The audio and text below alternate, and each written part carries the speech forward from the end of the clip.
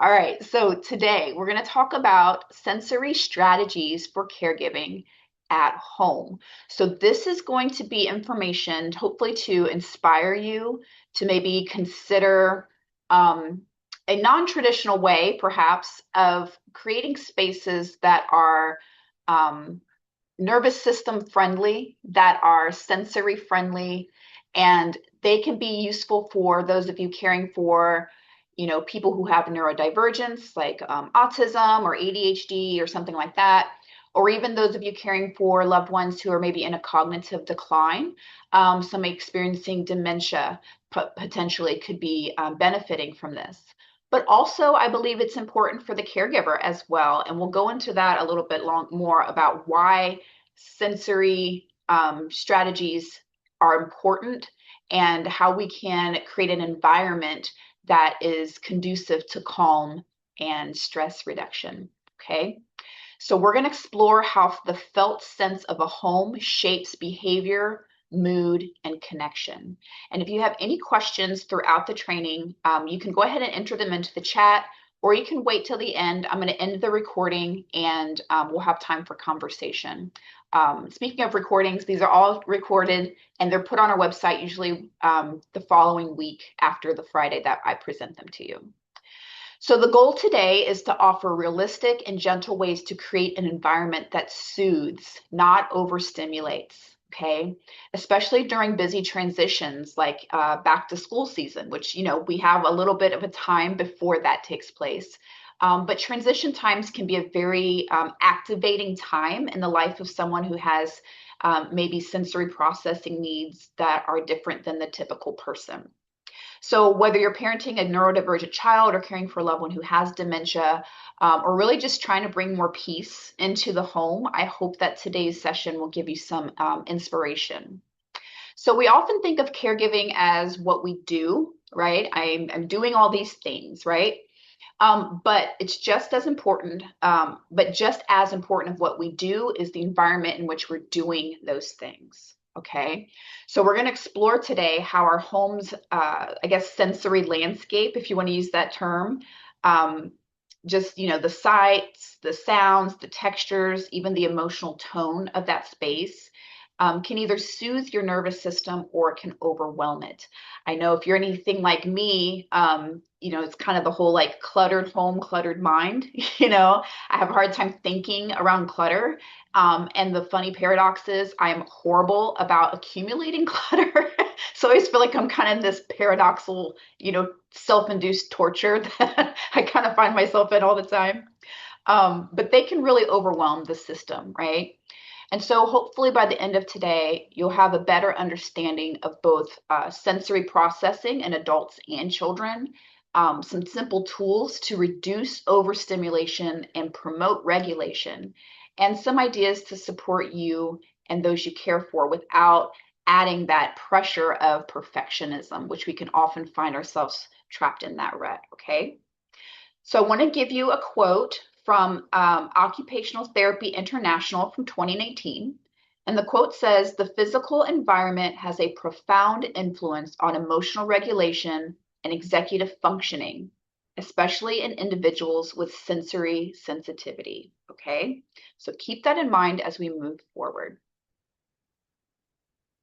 So what is sensory processing? Okay, sensory processing is how the brain interprets input from the body and the environment.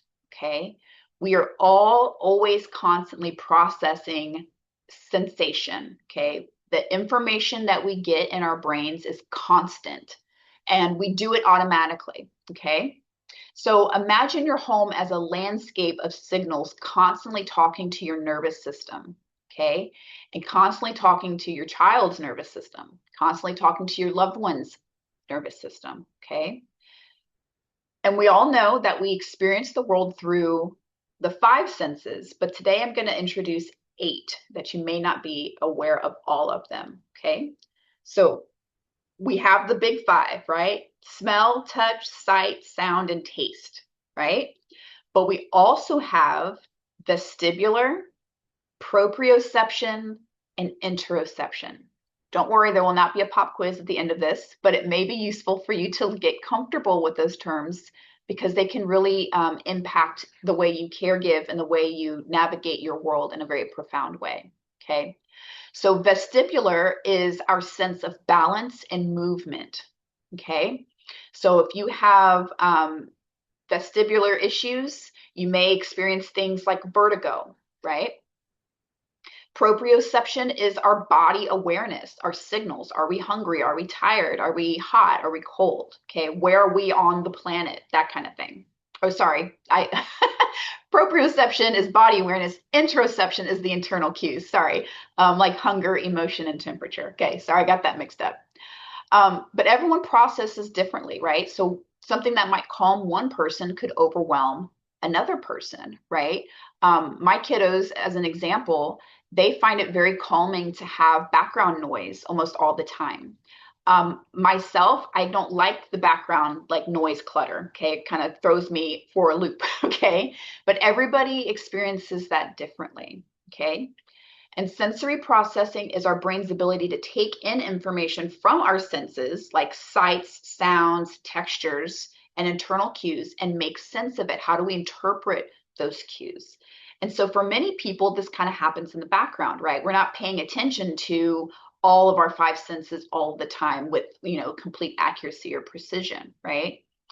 But for others, especially children and neurodivergent individuals or those who have trauma histories, even, it can be overwhelming. It can be kind of confusing and sometimes even painful. Okay.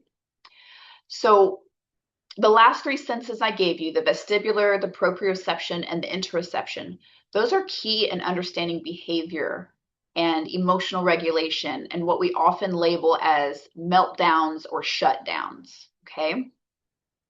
So let's get into that a little bit more. And I promise I'll give you the right definitions this time and not get them flip-flopped. Okay. So these are considered kind of like the hidden senses. Okay. These are the ones you're taught in primary school. So the vestibular, balance and movement. So think of this as your body's like internal level. If you think of people who are like contractors or not chiropractors, good grief, construction workers, they're building houses and they've got that little device that's got like the bubble in it and it kind of shows you if something's not level or not. That's similar to what our vestibular sense is, okay? It's what helps you feel balanced and stable when you move. And so the vestibular system is in your inner ear and it tells your brain if you're sitting, standing, spinning, or tipping. Okay. And when it's off, a person might feel dizzy or clumsy or anxious when they move.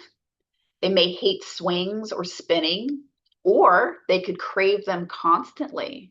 Okay. I have a swing set in my backyard that is an adult sized swing set and all of my kids spend a lot of time just swinging back and forth, or the trampoline is really good for them. Or if you have a kiddo who maybe is always, literally just like kind of galloping around the world, right? They're trying to feel that that constant moving. Okay.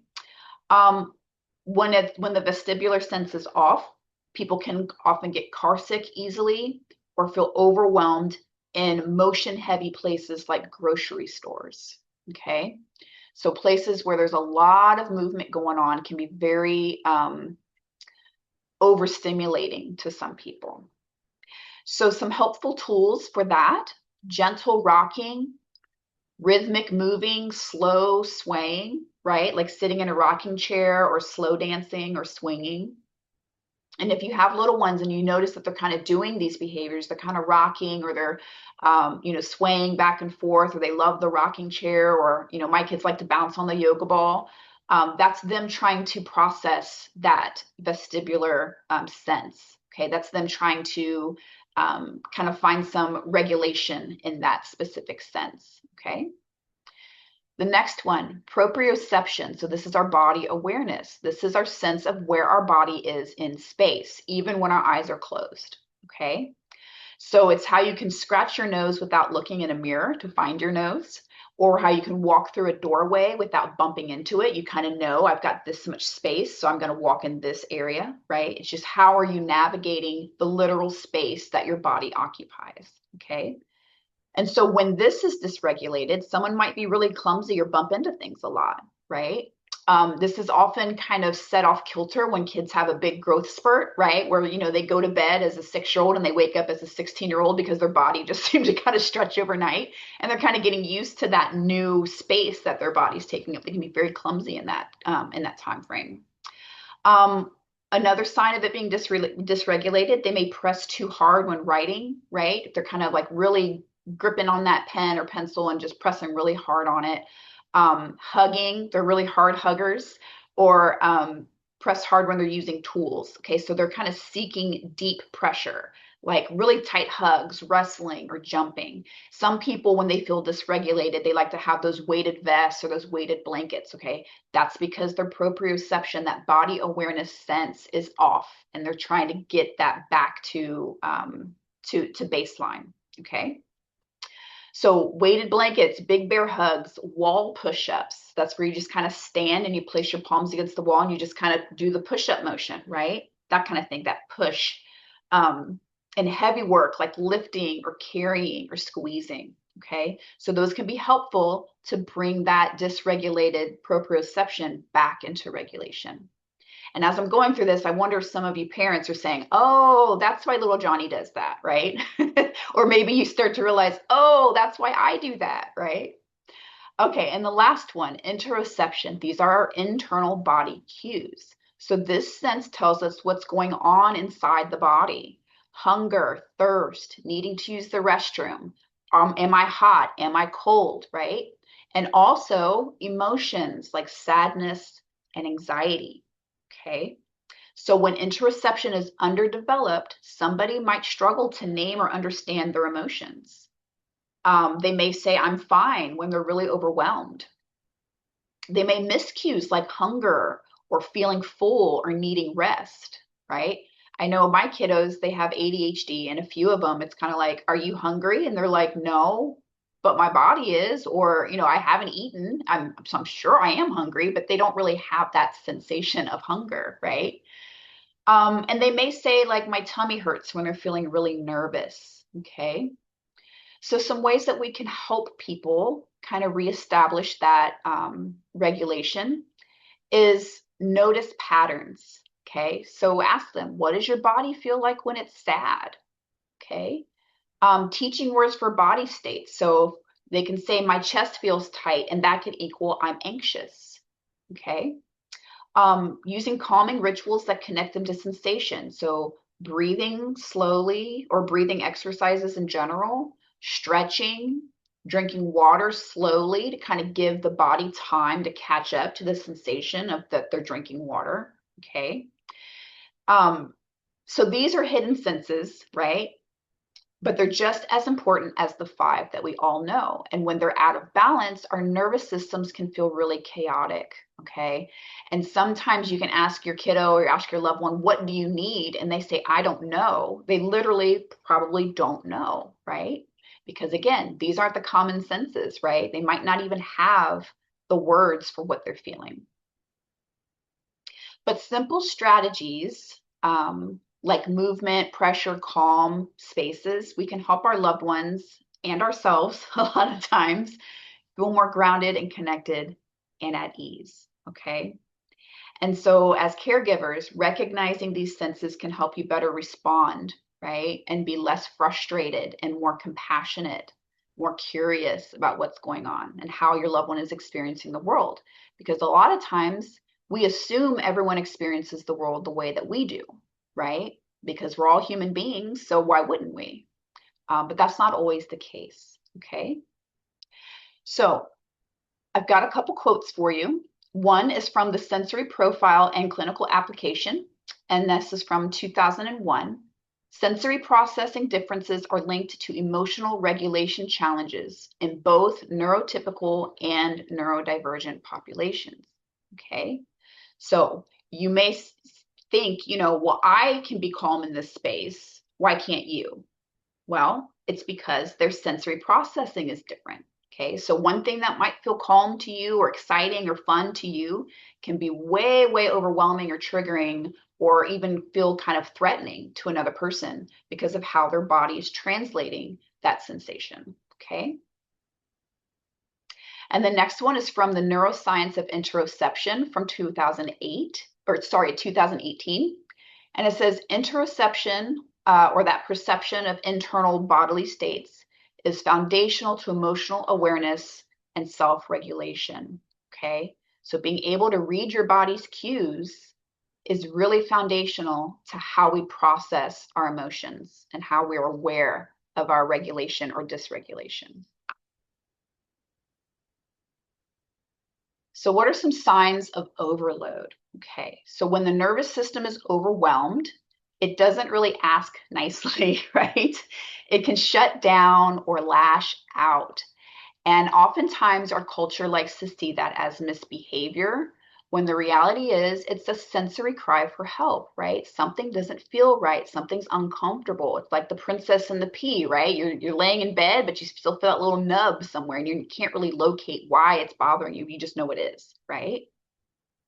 So overload can look like meltdowns, sudden emotional outbursts, right? Like, oh, they were fine just a second ago. I don't know what happened. They just started losing it, right? It can look like refusal to engage or withdrawing from people or spaces, right? Clinginess, restlessness, irritability, right? You take your kiddo out in public and all of a sudden they're like your shadow and they latch onto you, physically, like literally they can do that. Noise sensitivity or covering the ears, right? So that's what overwhelm can look like. I need to dampen the input. I need to put a barrier between what's out here and how I'm experiencing it. So I'm covering my ears, right? Trouble focusing or following directions, right? Probably because there's so many distractions, they don't know what to focus on, okay? Maybe they're complaining like I feel weird or my tummy hurts. So these are not bad behaviors, they're stress signals. And we don't understand that, we can respond in a way that's not appropriate for what's actually happening. And we can accidentally make things worse, right? So sensory overload happens because someone's brain receives too much input at once, right? Too much noise, light, motion, or even too much emotion, right?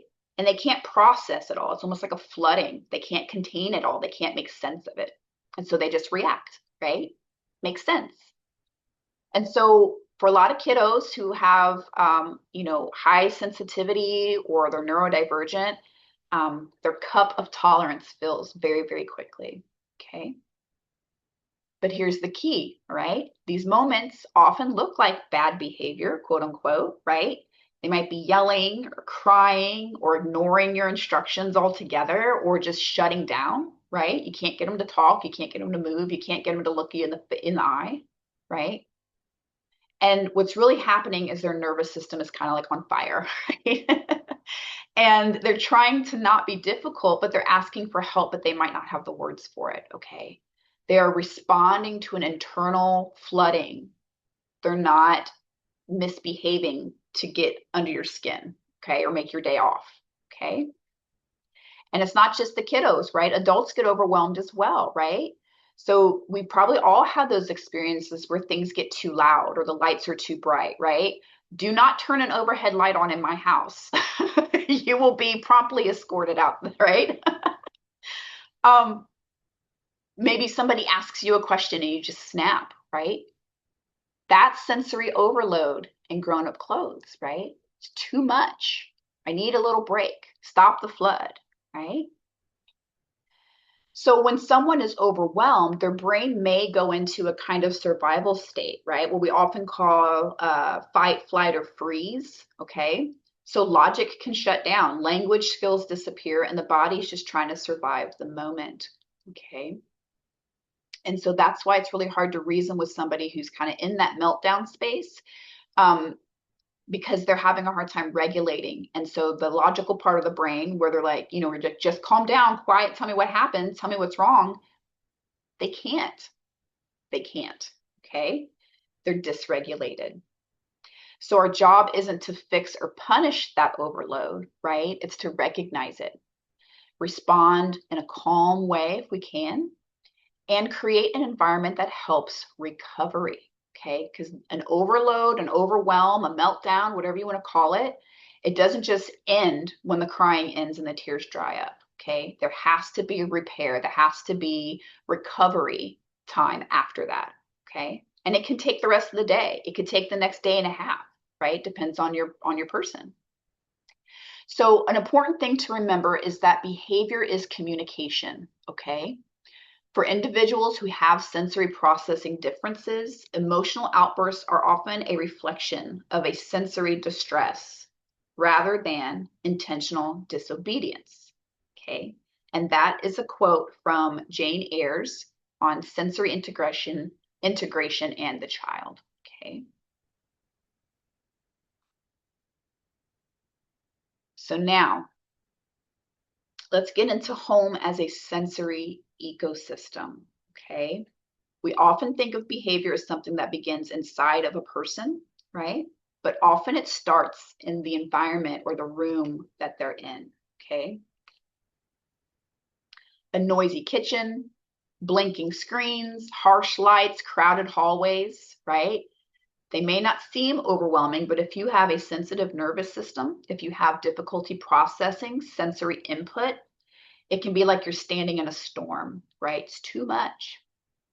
You might be experiencing it on a 3 and they're experiencing it on a 30, right? So the truth is every environment we're in speaks, right? Some rooms shout and some rooms whisper.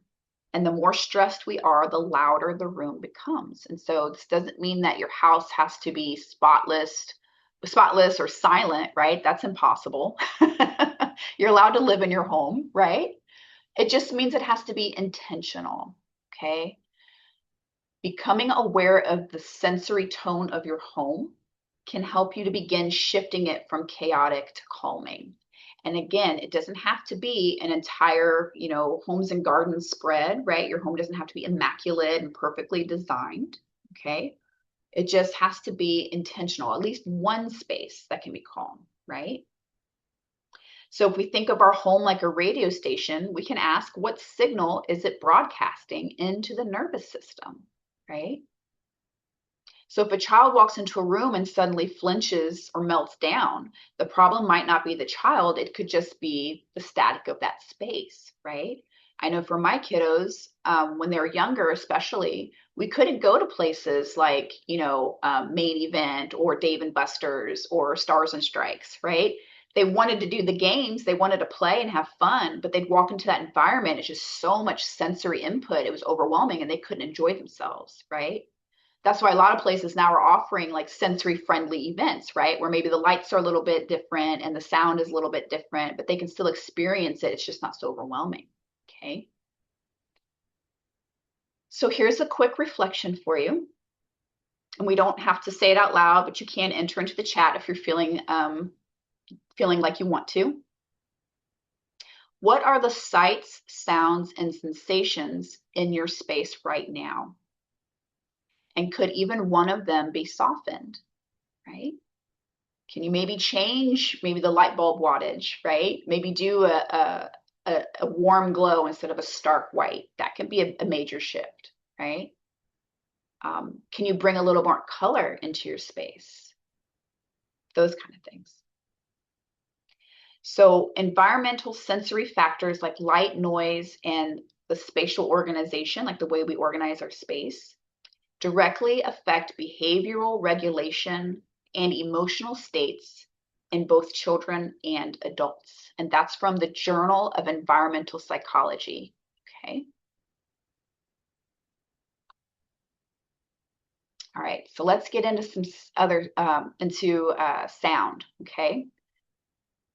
Sound is sensory fuel, okay? It matters. So overlapping noise, stress. Soft music or nature sounds, calm, right? And how you speak can shape how somebody is regulated, okay? And I know that can be difficult, especially if you're frustrated and you're feeling a little dysregulated yourself, and to sit there and speak in soft, slow tones can be kind of obnoxious, right? Speaking from experience as a parent, but it does impact the way the person receiving that is going to be able to process it, okay? So what we hear affects how we feel, right? So We're not just going to talk about sound as the loudness of it, but the layering. Okay, so the dishwasher is running, the TV's on, someone's talking in the next room, a tablet is playing music while some, kiddo in the background is screaming, right? All of this stacks up. Even if we've tuned it out, our nervous system hasn't. So we may not be directly focusing on each individual layer, but our nervous system is pulling all of that in and is trying to translate it, trying to make sense of the room you're in, right? And so for sensitive kiddos or even you as an exhausted caregiver, sound overload can trigger meltdowns, headaches, irritability, or even shutdown. Okay. The body kind of feels like it's under attack, even if the mind doesn't fully realize it yet. Okay. Then on the flip side, sound can also heal, right? We all know the power of a soft playlist, right? The hum of a fan, or even just a moment of intentional silence. These are small ways that we can kind of invite that regulation back in. Okay. And so back to the voice, its tone, its pace, its volume, they shape how your child's nervous system responds.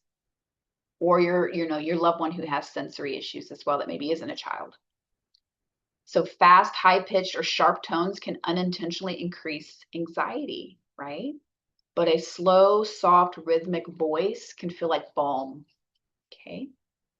So we don't have to speak perfectly, right? We just have to speak like safety, okay? I am a non-threatening presence giving information to you, okay? So using a simple morning music routine, right, can be helpful. In the morning, we're going to listen to maybe, lo-fi or nature sounds or maybe acoustic music, right? Something to kind of set the tone of calm and safety. It's perfectly okay to keep noisy toys in one area and quiet corners in another, right? We don't have to mix the two, okay? If your loved one is wanting to have all that hype stimulation and that noise and those loud toys, they can have those things. But if they want calm and more of like a reduced experience, give them that option as well, okay? And I know if you have multiple children, you'll probably find that they're probably on different sides of the spectrum at the exact same time. So how much fun is that, right? So white noise machines or calming sound apps can soften transitions, right? And when I say transition, it's really just from one event to the next, okay? So think about, getting up in the morning, right? That's a transition, okay? Having something soft in that space while you wake up can be very helpful. Getting home from work or getting home from school, getting off the bus, right? Allowing that little sensory pause to kind of bring everything back down to baseline before you move on to the next thing can be very helpful as well, okay? So try 30 seconds of silence before dinner or before bed, right? That's why a lot of parents will read to their kids at bedtime, right? And they play that soft music and they talk in those softer tones and they shut the lights down a little bit more, right? You're doing it instinctually, you're doing it intuitively, like let's bring it down, okay? You can do that throughout the entire day, okay? So auditory, which sound overstimulation has been linked to increased cortisol levels, which is our stress hormone, in children and adults, okay? Calming music has been shown to lower the heart rate and promote emotional regulation. And that's from Frontiers in Psychology from 2020. Okay, there's been a lot of research on this. Seeing calm. Our eyes are constantly taking in information, okay? Shapes, colors, movement, brightness, all of it, right? And every bit of that visual input sends a signal straight to our brain.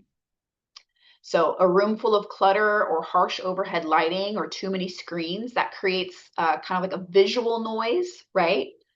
And even if we think we've gotten used to it, our nervous system hasn't, okay? Visual overload can make it harder to focus, harder to relax, or feel emotionally grounded, especially for kiddos or anyone who's already overwhelmed, okay? So you don't have to redecorate your whole home. Small changes matter, okay? Clear one surface, a counter or a nightstand or a dining room table, right? Swap your bright light bulbs for softer ones. Let natural light in your space, especially in the morning. That can be very, very helpful for multiple reasons. It also helps to keep your circadian rhythm in balance. And adding one visual anchor to a space. So a plant, a soft lamp, or maybe a photo that you enjoy, right? Visual anchors tell the body where to land, where to rest, and they say, hey, here you don't have to be on guard, right? That's why, beautiful things in your environment can be really, really good for your well-being, right? We all like things that we enjoy looking at, right? Our nervous system has that, it's that visual calm, right? That input of something we enjoy that's aesthetically pleasing. So for kiddos and loved ones who have dementia, predictable visuals like pictures, picture schedules or soft patterns, or clearly labeled bins, right, can help reduce anxiety by adding that structure. And so when the eyes understand, the body can exhale because it's not trying to spend all this time and energy figuring it out. It's already been kind of placed out for it, gives them that structure. Okay. So according to the Journal of Child Psychology and Psychiatry from 2016, environments with reduced visual stimulation have been shown to improve attention, improve emotional regulation and learning, especially in children with ADHD or sensory sensitivities. Okay. Again, I'm not saying you have to be in a boring brown box, right? But I'm saying be mindful of the environment that you're in, right? Because there's probably always some space, something that you can do to make it more, what's going on with my screen here? More calming. I'm not sure why this is doing this with all these different red marks here, but we'll just have to endure. Okay. Next one, touch and texture. Okay. So we all know that our skin is covered in nerve endings, right? Millions of tiny messengers are constantly asking, are we safe, right? So touch isn't just affection, it can be regulation, okay? Rough textures, cold drafts, or scratchy fabrics, they can all irritate the body and spike stress, especially for people who are more sensitive, right? I think most of us have probably had that experience where someone's just, get this tag out of my shirt or I'm going to lose my mind, right? Or my socks bunched up weird in my shoe, I'm going to lose it, right? And of course, if you don't struggle with sensory processing and you're annoyed by it, imagine somebody who does struggle with sensory processing, right? It could feel like life or death in a lot of ways. And a lot of times our kiddos act like it's life or death, right? But on the other hand, soft blankets, warm compresses, smooth objects, these can be like medicine to a dysregulated nervous system, right? So some people crave those tight hugs and other people hate to be touched. The key is that we notice, right? Everyone's body speaks differently. So what may be calming to you, a tight squeeze, could be absolute torture for somebody else, right?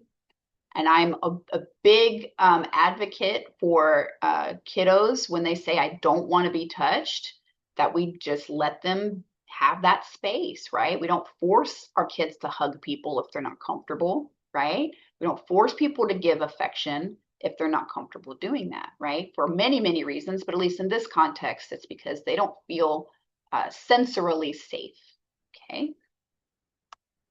So some tools and practices for kiddos or care recipients who have sensory processing issues with touch and texture.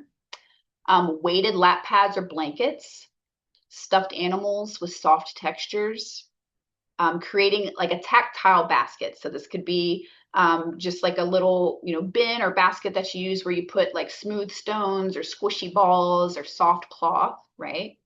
Sometimes hand lotion, right? Just putting that on, feeling that can be nice and soothing. And it can even be like a bonding experience if you're, applying lotion to your loved one. And for you as a caregiver, right? Maybe a favorite soft robe or a scarf, right? I have my go-to that my husband absolutely hates because it's just a big giant snuggie, but he's gonna have to deal with it. But I love it. It's calming for me, right? Um, being in warm water mindfully. So that's why sometimes a hot shower or a nice warm bath can be really soothing, right? Rubbing your hands together slowly as a soothing gesture of self-care, right? Just kind of being very mindful and intentional of what that sensation feels like. Or laying under a heavy blanket for 5 minutes can be very soothing. Okay. Deep pressure touch. Again, hugs, weighted items, gentle squeezing. These send signals to the brain that say you can relax now. Okay. Temperature. So hot tea, one of those like microwavable warm, rice socks or whatever you want to call them, right? Those can be really, really soothing. A cold wash or a cool washcloth on the face. Temperature shifts can anchor the body into the present moment, okay? And this is especially helpful during emotional spikes or transitions, okay?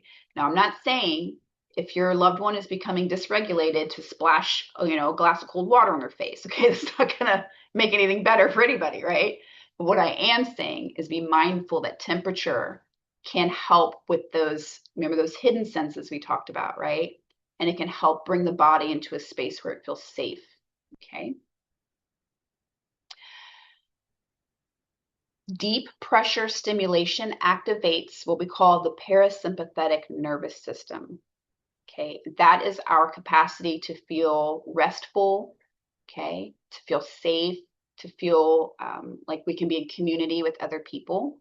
Okay, so deep pressure can stimulate that and it promotes calm and reduces those cortisol levels. Okay, all right, interoception. Again, this is our inner compass, right? It helps us to notice things like I'm hungry or I got to use the bathroom or I'm tired or I'm feeling anxious, right?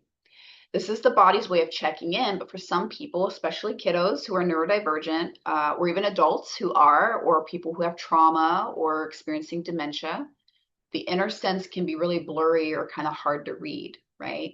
So they may say, my stomach hurts when they're nervous, or act out when they're just hungry or overheated, right? But they don't realize it yet. I think we've all experienced being hangry before, right? The world's going to end until you have a snack and you're like, it's not that bad, right?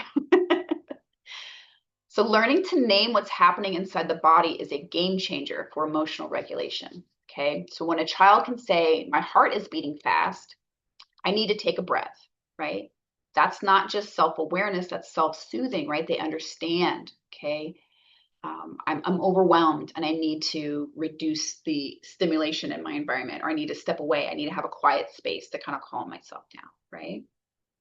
So some strategies you can use for kiddos or for teens, you can just do body check-ins, right? Like, what does your body feel like right now? Just let them tell you, okay? Name sensations before naming emotions, right? Instead of saying, are you scared? Are you stressed? Are you upset? Do you feel tight, warm, heavy? Is there fluttering going on? Okay. We can use emotion to body charts, right? Visuals that connect.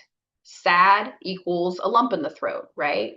Or mad equals hot hands, right? We learn the language of our body and our nervous system, and we help our kiddos and our loved ones translate it. Okay. And so for you as a caregiver, you can model this interoception, right? So you can say things like, oh, I feel tight in my shoulders. I think I need a break. Okay. Or my stomach's a little off. Maybe I'm anxious. Or I've noticed I haven't had water in hours. Let's take a hydration break together, right? So you're modeling that behavior, right? You're saying the sensation is data, it's communication, right? So we don't have to force it, of course. We just kind of create a home where feelings in the body are spoken about without shame. Because when we learn to listen inside, we learn how to care for ourselves more fully. Okay.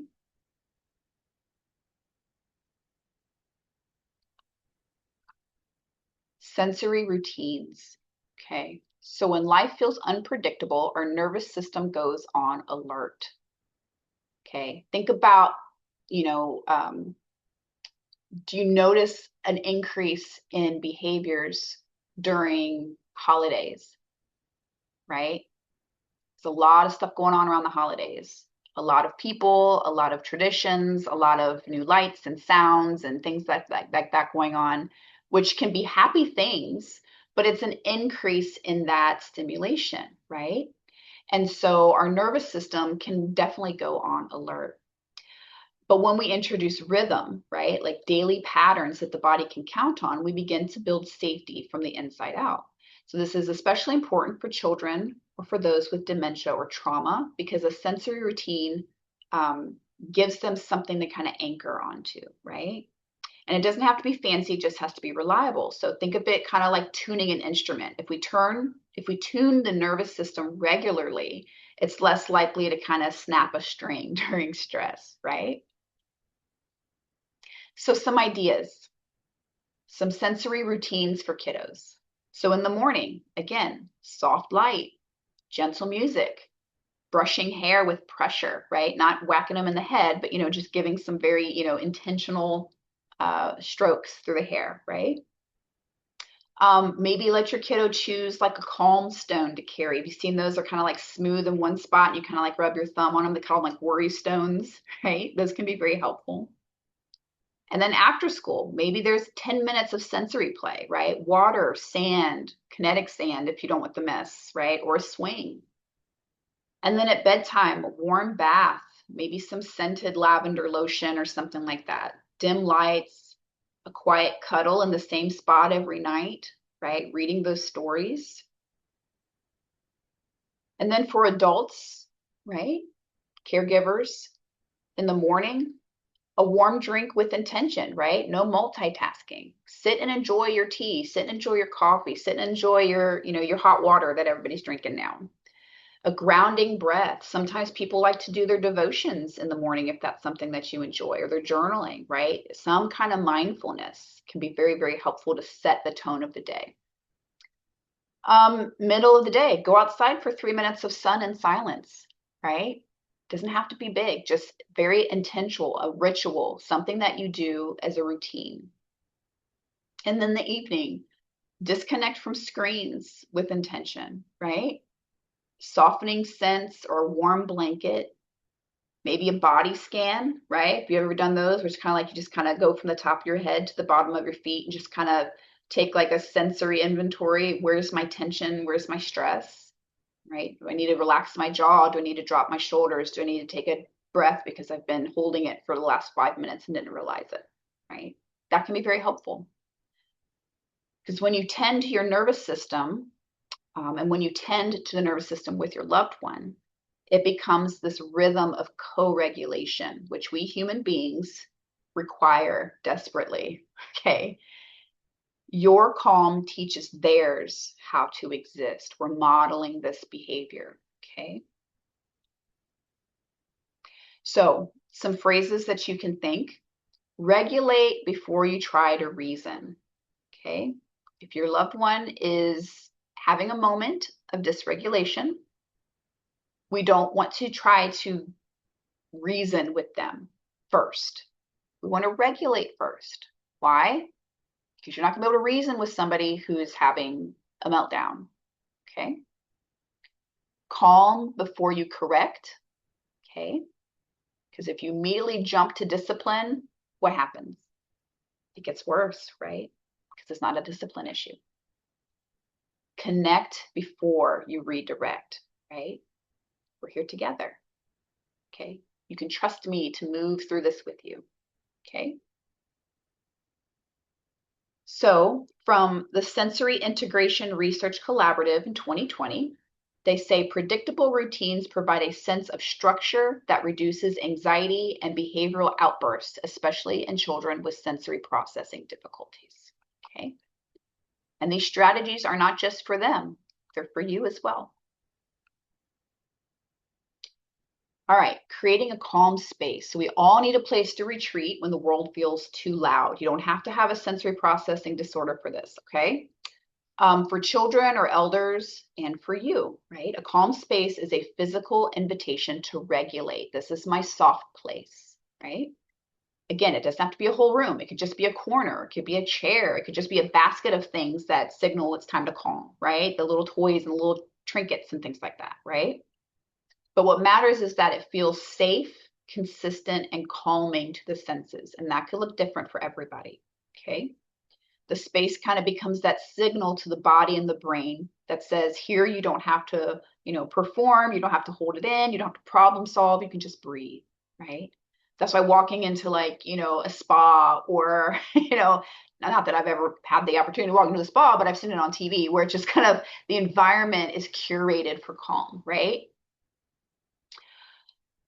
So soft lighting, string lights or natural light, weighted blankets, soft pillows, familiar objects like photos or stuffed animals or a favorite book, right? Fragrances we enjoy like vanilla or lavender.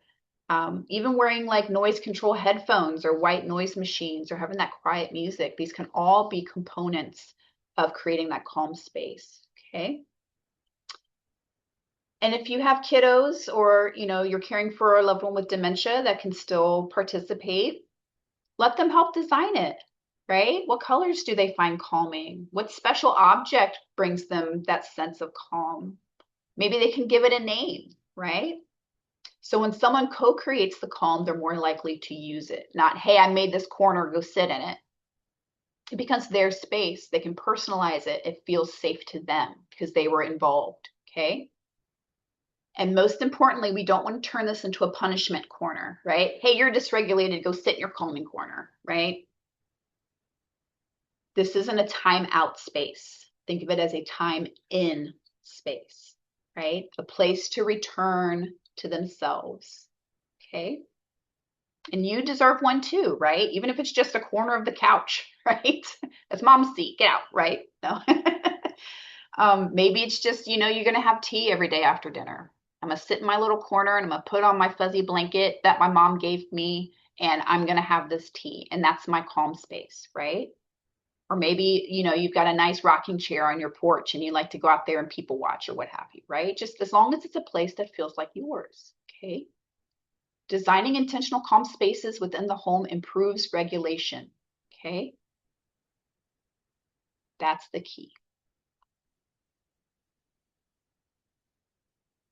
So for many of you, you are the calm space in the house, right?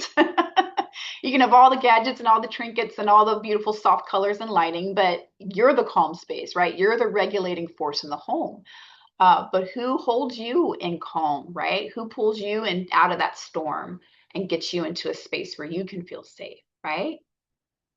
So consider this slide a permission slip, right? Your needs matter, not eventually, but right now, right? Caregiving is physical, it's emotional, it's sensory, right? You're not just coordinating meds or school pickups, right?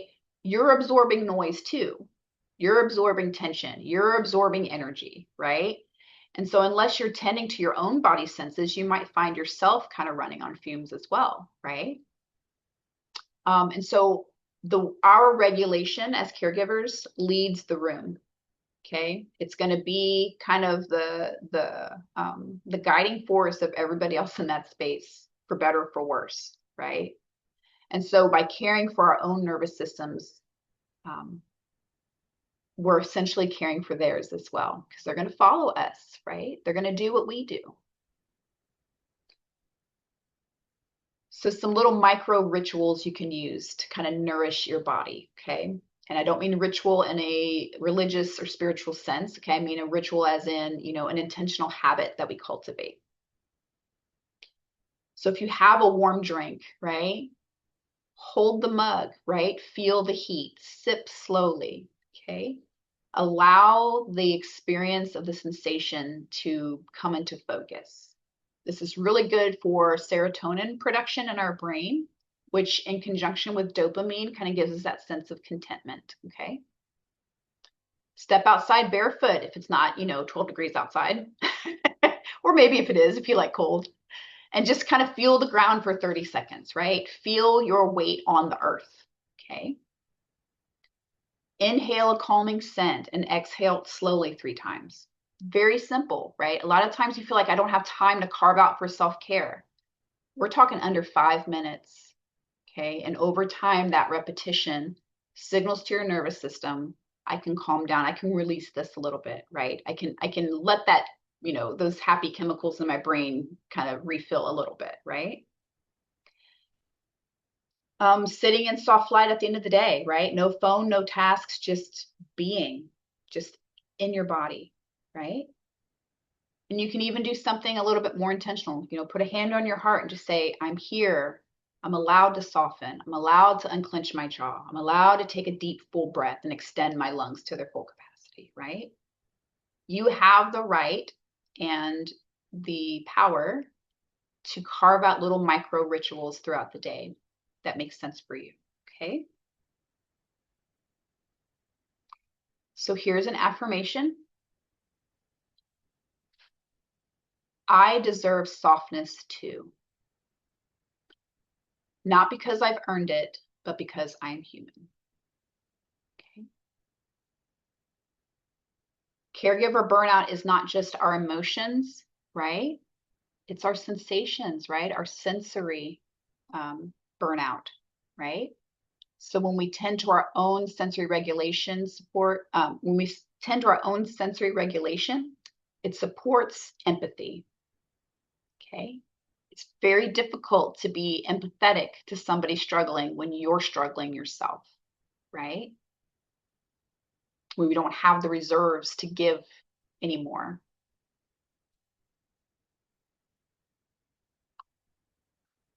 All right, last slide. Some closing reflections, okay?